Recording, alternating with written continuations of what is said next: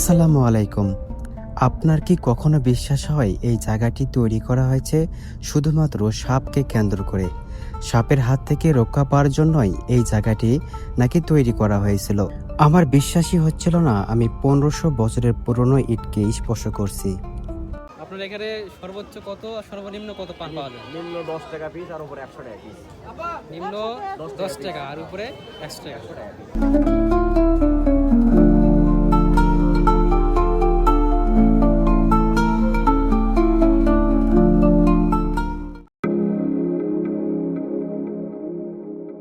প্রিয় দর্শক, এটি তৈরি করার পিছনে আসল রহস্যটা কি এবং এখানকার মানুষের ধারণা এবং ইতিহাস কি বলে, এই বিষয়ে আমরা এই ভিডিওতে বিস্তারিত আলোচনা করে দেখব।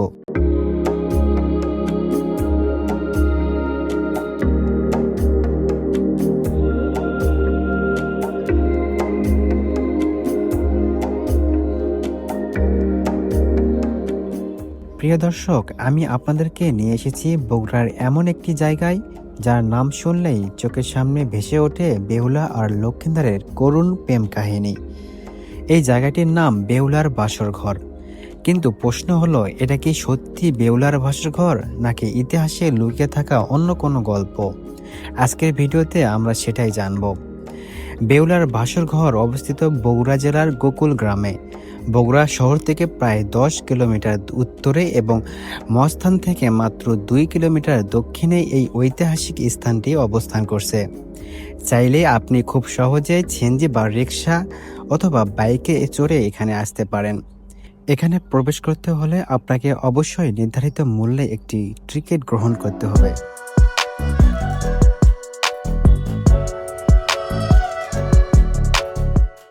ভিতরে প্রবেশ করে আপনি মনে করবেন যেন আপনি ফুলের কোনো বাগানে প্রবেশ করেছেন।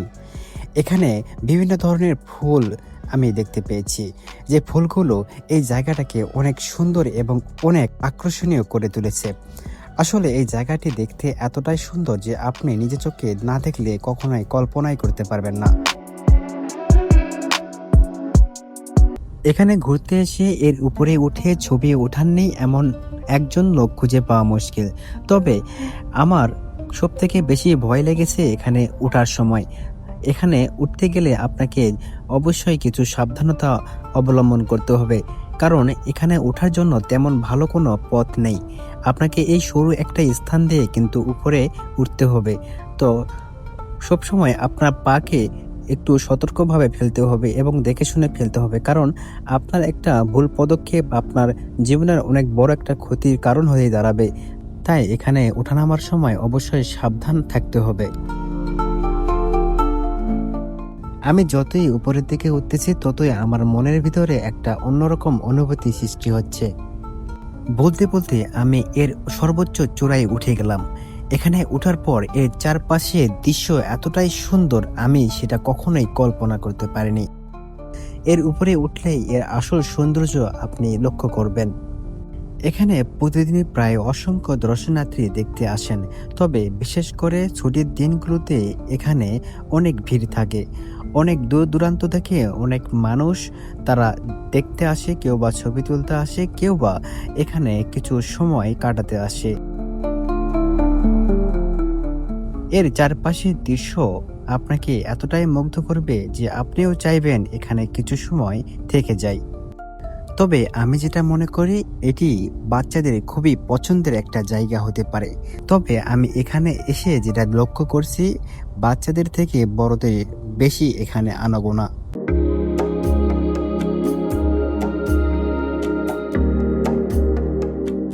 অনেকে ভাবেন এটা একটা ঘর, কিন্তু বাস্তবে এটি কোনো ঘর নয়। এটি একটি প্রাচীন মেদ বা মাটির ডিবি, যার আসল নাম গোকুল মেদ। এই স্থানটি তৈরি হয়েছে প্রায় 6 থেকে 7 শতকের মধ্যে। ধারণা করা হয় এটি ছিল বৌদ্ধ ধর্মীয় স্থাপনা বা স্তূপ। এই জায়গাটি খননের সময় প্রায় 170টির বেশি ছোট ছোট কক্ষ, মাটির তৈরি দেওয়াল ও ইটের কাঠামো, টেরাকোটা নকশা নিদর্শনও পাওয়া যায় এখানে। এই কাঠামোগুলো দেখে বোঝা যায় এটা কোনো সাধারণ স্থাপনা নয়, বরং এটি ছিল গুরুত্বপূর্ণ ধর্মীয় কেন্দ্র। তাহলে একে বেহুলার বাসর ঘর বলা হয় কেন? বিখ্যাত কাব্যগ্রন্থ মনসা মঙ্গল থেকে আমরা জানতে পেরেছি বেহুলা এবং লক্ষিন্দারের করুণ প্রেম কাহিনী। সেই প্রেম কাহিনীতে আমরা যেটা দেখেছি, বেহুলা তার বাসর ঘরে তার স্বামীকে সাপের কামড় থেকে রক্ষা করার জন্যই এরকম একটি ঘর তৈরি করেছিল। লোকের কথা অনুযায়ী মানুষজন ভেবে আসতেছে যে হয়তো বা এখানেই বেহুলা তার স্বামীকে বাঁচানোর জন্য এরকম একটা ঘর তৈরি করে রেখেছেন। তাই সেই সময় থেকে এখন পর্যন্ত মানুষের মনের ভেতরে এই ধারণাটা এখনো রয়ে গেছে। তবে এই জায়গা থেকে পাওয়া বিভিন্ন প্রমাণিত করছে যে এটি কোনো বাসর ঘর নয়, বরং এটি ধর্মীয় কোনো স্থাপনা। তো যাই হোক, আমরা অনেক কিছু জানলাম। তো আপনারা চাইলে এখানে ঘুরতে আসতে পারেন।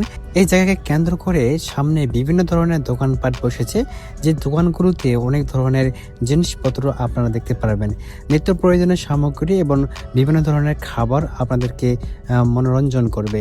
অবশ্যই আপনারা এই জায়গাটিতে ফ্রি টাইমে আসতে পারেন এবং এর সৌন্দর্য উপভোগ করতে পারেন। তো দেখা হচ্ছে অন্য কোনো ভিডিওতে। আজকে এই পর্যন্তই। ভালো থাকবেন, সুস্থ থাকবেন, আর অবশ্যই আমার ভিডিওগুলো যদি ভালো লেগে থাকে অবশ্যই কমেন্টে জানিয়ে দেবেন। আল্লাহ হাফেজ।